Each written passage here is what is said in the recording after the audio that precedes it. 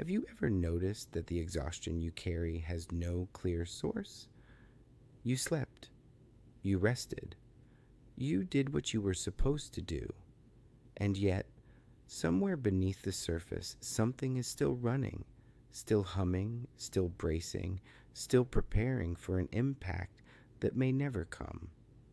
There is a particular kind of tiredness that has nothing to do with the body and everything to do with the grip on outcomes, the grip on how people see you, the grip on a future that refuses to arrive on your terms, and a past that refuses to stay where you left it. You know this feeling. It lives in the tightness of your jaw when you wake up in the morning before a single thing has gone wrong. It lives in the shallow breath you take before opening your email, before a difficult conversation, before stepping into a room full of expectations.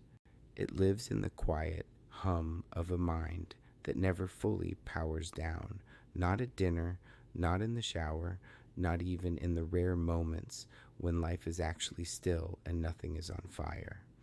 This is not a character flaw. This is not weakness dressed up as anxiety. This is what happens when a human being has spent years, maybe decades, learning that thinking harder is the same as being safer. That if you can just anticipate enough, plan enough, worry enough in advance, you can somehow outrun the uncertainty that lives at the heart of every single day. But here is what that belief costs you. It costs you the meal you ate without tasting, the conversation you had while mentally rehearsing the next one, the evening that passed while you were already living inside tomorrow. It costs you the present, which is, quietly and without announcement, the only place your life is actually happening. If you have ever felt this way, if this particular weight is familiar to you, know that you are not alone in carrying it. And know that there is another way, not a way that asks you to stop caring, not a way that demands you become someone else, but a way that begins with something as small and as revolutionary as loosening your grip. Just slightly, just enough to breathe. If what you just read already feels like something you needed to hear, consider staying close. There is more of this waiting for you, more of these quiet conversations about the things that matter most.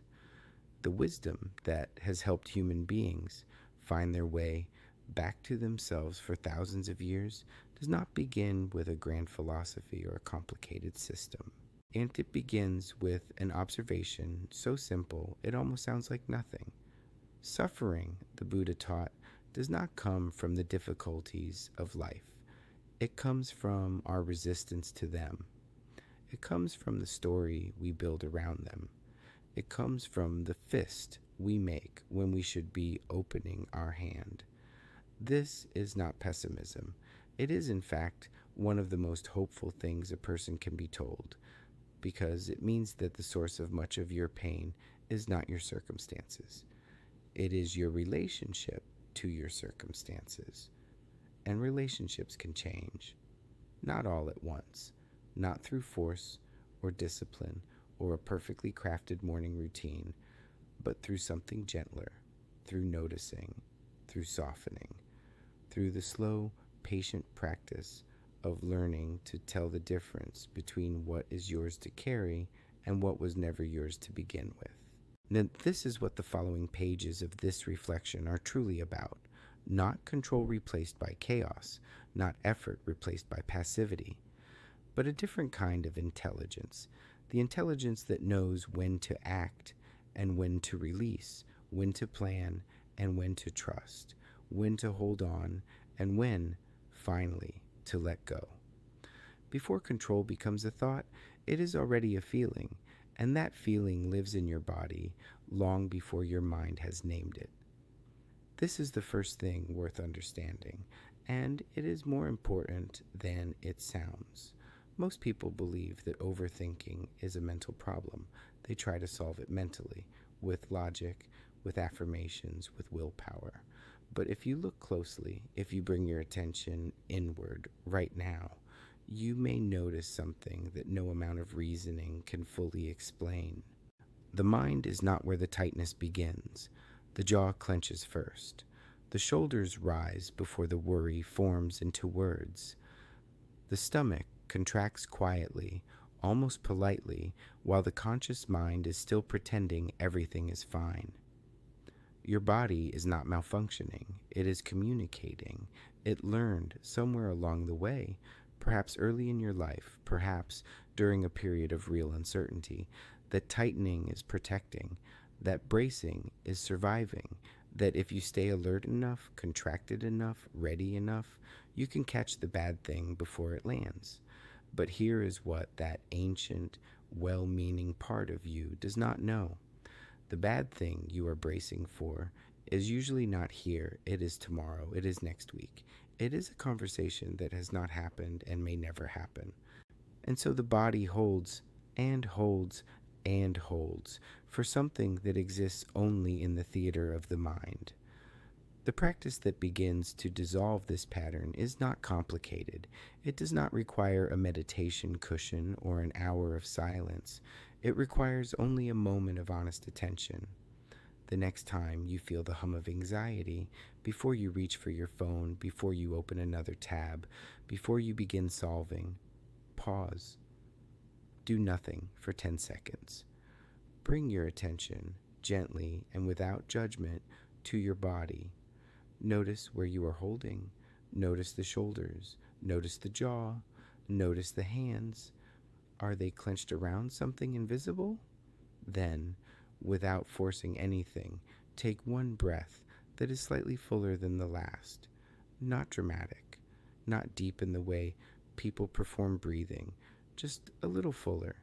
And as you exhale, allow the shoulders to drop. Allow the jaw to soften. Allow the hands to open. Nothing in your life has changed. The emails are still there. The uncertainty is still there. But something has shifted, and that shift is not small. You have just told your nervous system the truth, that right now, in this precise moment, you are safe. And when the body receives that message, the mind follows.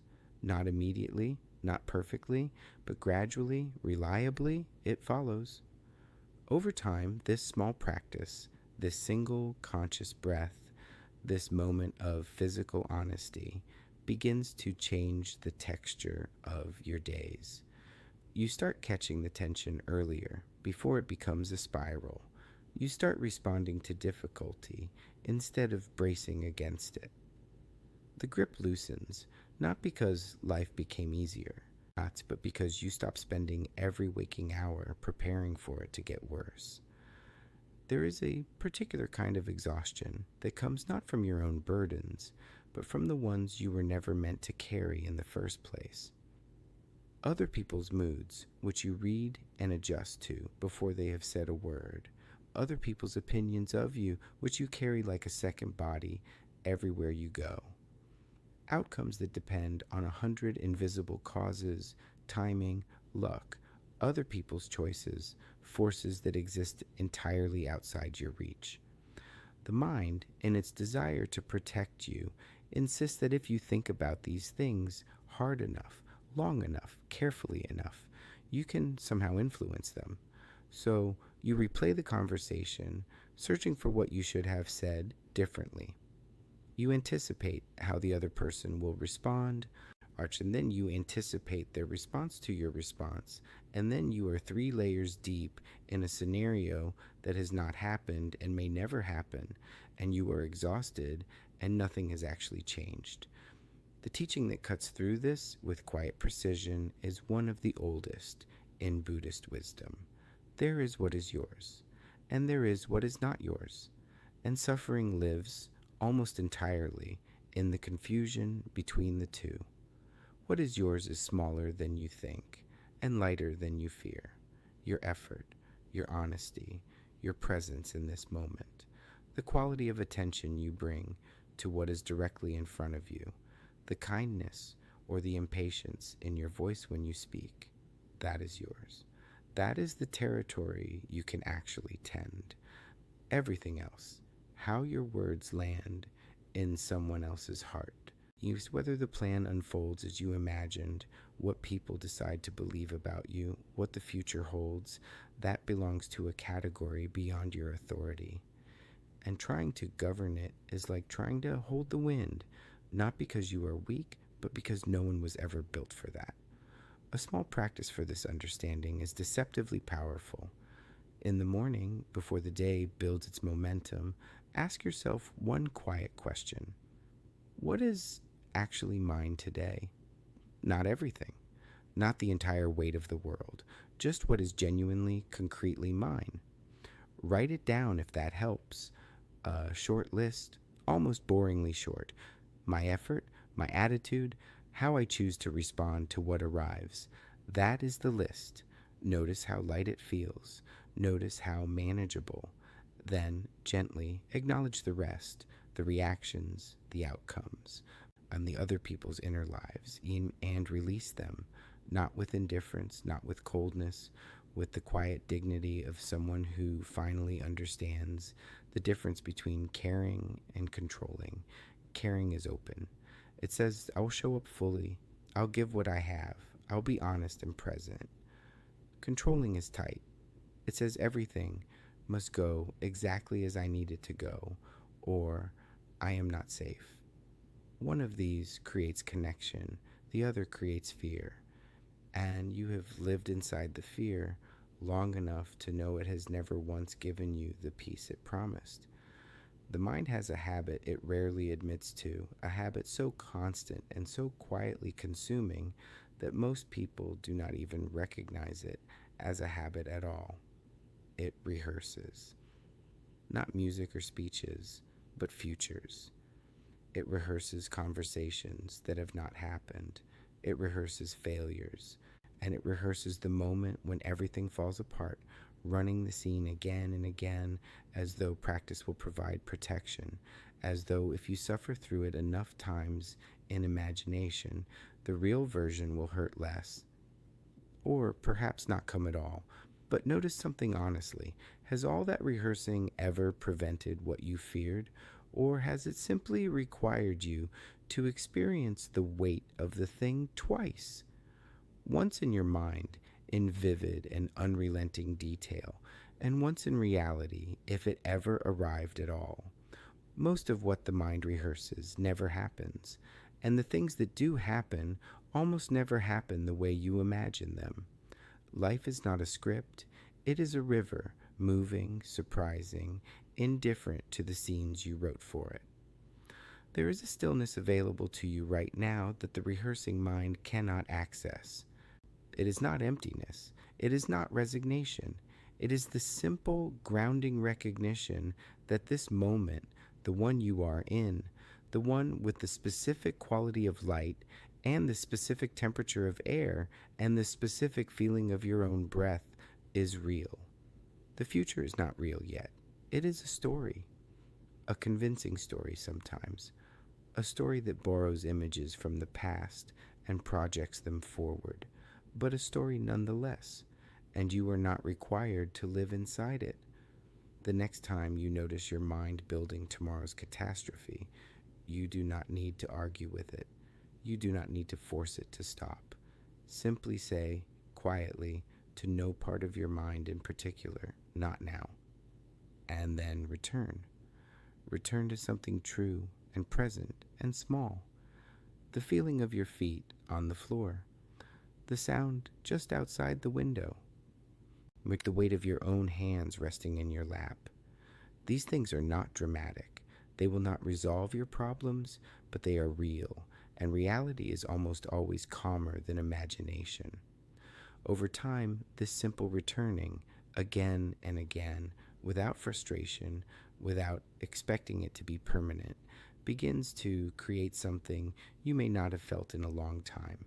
Space, a little room between you and the relentless forward motion of the worried mind.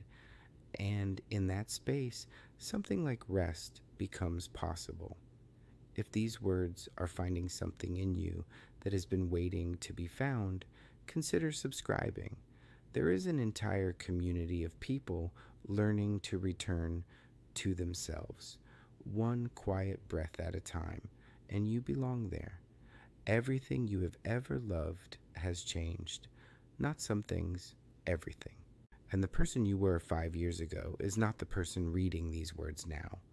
The relationship that felt permanent shifted. The plan that seemed certain unraveled. The version of yourself you were so sure you had figured out quietly became someone else. And yet, and this is the part the mind resists with extraordinary force, the changing did not destroy you. You are still here, which means that somewhere inside you, even if you have never named it, there is a capacity to move through change that is larger than your fear of it. Buddhist wisdom does not ask you to like impermanence. It does not ask you to celebrate loss or pretend that endings do not hurt. It asks something quieter. It asks you to stop fighting a reality that has never once agreed to stand still for anyone. Think of holding a handful of sand. When the hand is open and the sand rests, it stays. It settles into the warmth of your palm. But the moment you close your fist, the moment you try to hold it more tightly, more surely, more permanently, it escapes faster. Not because the sand is cruel, because sand was never designed to be held by a closed hand. Life is the same. The tighter you grip, the person, the plan, the version of yourself you are trying to preserve, the more anxious you become, because somewhere beneath the grip, you already know the truth. Nothing stays. Not the pain, not the joy, not the uncertainty, and not the security. Everything is moving all the time, and the energy you spend trying to freeze any of it is energy that could be spent actually living it. Here is what impermanence offers you when you stop arguing with it. And it offers you the present moment as something precious and unrepeatable. When you truly understand that this specific afternoon will never exist again, this light, this feeling, this version of your life, comparison loses some of its grip. Regret loses some of its grip. The constant measuring of where you are against where you thought you would be begins to soften. Because this moment, the one that is actually happening, deserves your full attention. Not the one you are trying to get back to, not the one you are trying to engineer. This one, right here. There is a story your mind tells about your life, and it runs so constantly and so quietly in the background that you have probably stopped noticing it is a story at all. It sounds like fact. It arrives in the first person with complete confidence, using words like always and never, and this is just how things are for me. It says things like, this always happens to me. It says, I am not good at this. It says, I should be further along by now. It says, if I cannot control this, everything will fall apart. These sentences feel true. They feel like observations, but they are not observations. They are interpretations built from a handful of experiences, repeated until they hardened into something that feels like reality. The Buddha described thoughts as weather, not the sky, just the weather. Sometimes bright, sometimes dark, sometimes a storm that seems like it will never pass. But the sky itself is untouched. You are the sky. The thoughts passing through you, however convincing, however loud, however familiar, they are weather. They come, they go, and they do not define the territory they pass through. Most suffering that comes from overthinking is not caused by what is happening. It is caused by the meaning the mind adds to what is happening. Two people can lose the same job and the same relationship, face the same unexpected diagnosis, and one of them collapses under the story while the other finds a way through. The difference is almost never circumstance. It is almost always interpretation, not because one person is stronger, but because one person has learned, slowly and imperfectly, to question the story before believing it completely.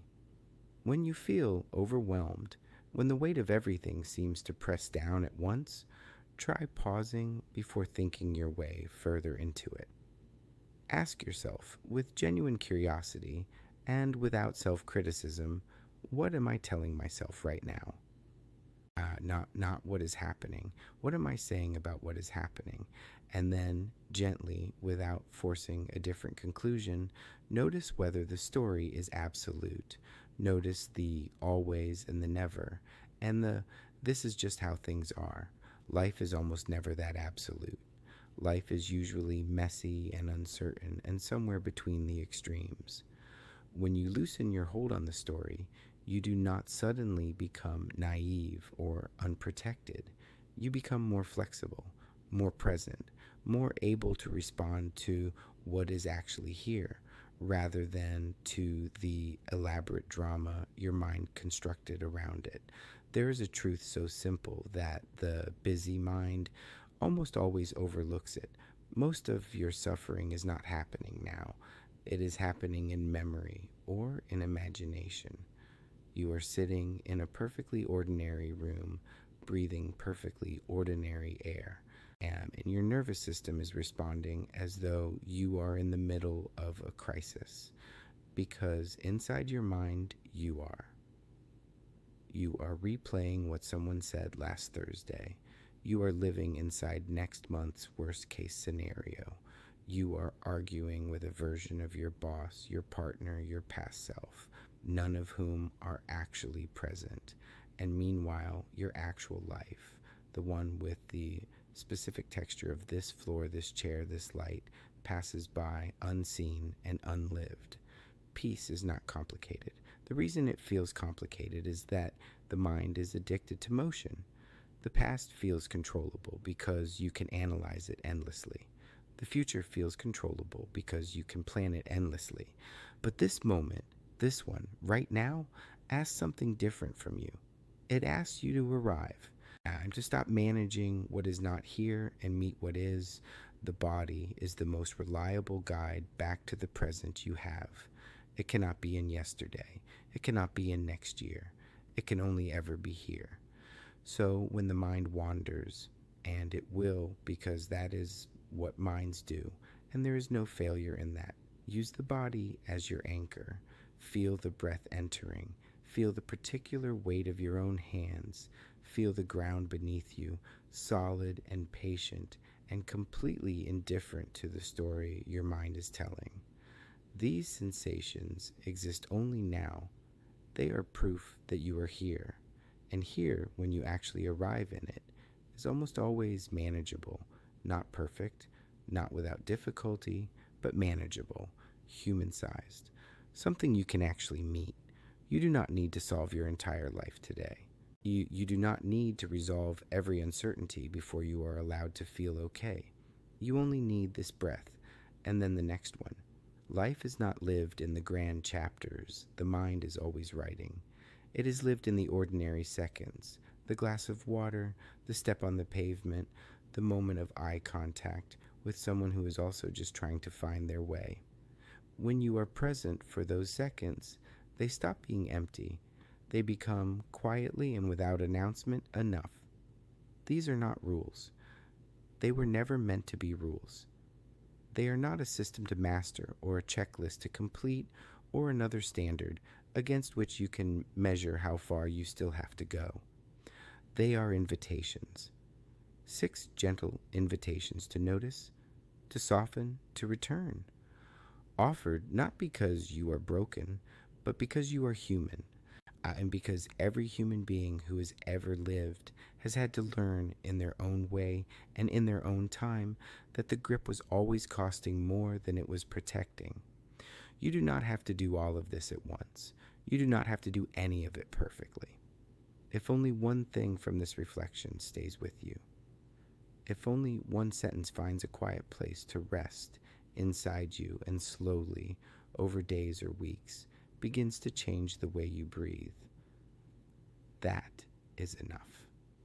That is more than enough. You were not built for constant vigilance. You were not built to carry the weight of everything that has ever happened, everything that might happen, and everyone else's inner world on top of your own. You were built for presence, for connection, for the particular, unrepeatable experience of being alive in this specific life, at this specific moment. And with these specific hands and this specific breath and everything that comes with it, the beauty and the difficulty and the ordinary grace of simply being here. May you find more and more the courage to unclench. May the space between your thoughts grow a little wider each day. May you discover in the most ordinary moments that peace was never as far away as the mind insisted it was. And if you want to keep walking this path with company, if you want more of these quiet conversations about the things that genuinely matter, subscribe and let this be the beginning of something steady.